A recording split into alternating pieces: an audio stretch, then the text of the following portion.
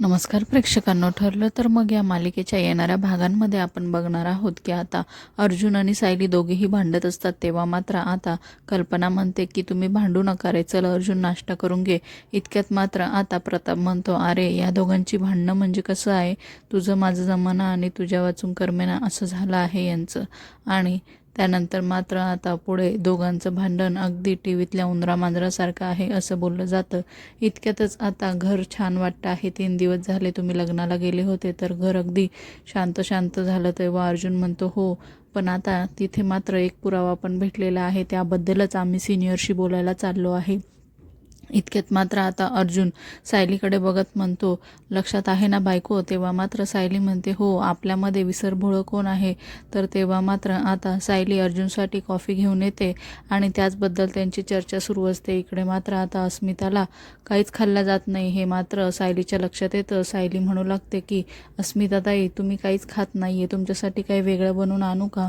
तर लगेचच विमलसुद्धा तिला प्रश्न करते, हो तुमच्यासाठी शिरा वगैरे काही वेगळं आणू का. तेव्हा मात्र अस्मिता नकार देते, नाही मला भूक नाही आहे. आणि त्यावरनं मात्र अस्मिताचा अजूनही मूड खराब आहे हे मात्र घरच्यांच्या लक्षात येतं.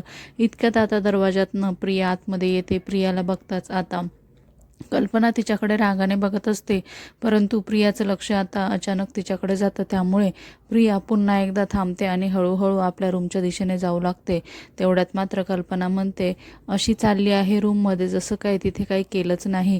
एवढा तमाशा करून किती दाखवते की जसं काही मी काही केलेलंच नाही. तर इतक्यात प्रताप म्हणतो, तिने काय केलं आहे तिथे. तर असं विचारल्यावर आता सायली अर्जुन काय उत्तर देणार हे येणाऱ्या भागांमध्ये आपल्याला बघायला मिळणार आहे. मालिकेच्या नवीन भागात आपण बघणार आहोत की आता अर्जुन मात्र रविराजकडे जातो आणि बाबूंनी सांगितलेला घडलेला सगळा प्रकार आता तो रविराजला सांगतो. तुमच्यापैकी कोणीतरी किल्लेदाराने सगळ्या कुटुंबाला संपवण्याची सुपारी दिली होती हे लक्षात येतच आता रविराजला पहिली शंका नागराजवर येते आणि तो त्याला अगदी खडसावून विचारतो, आता मात्र नागराज हा अर्जुनच्या तावडीतनं सुटेल का हे मालिकेच्या येणाऱ्या भागात आपल्याला बघायला मिळणार आहे. अशाच नवनवीन भागांसाठी चॅनलला नक्की सबस्क्राईब करा.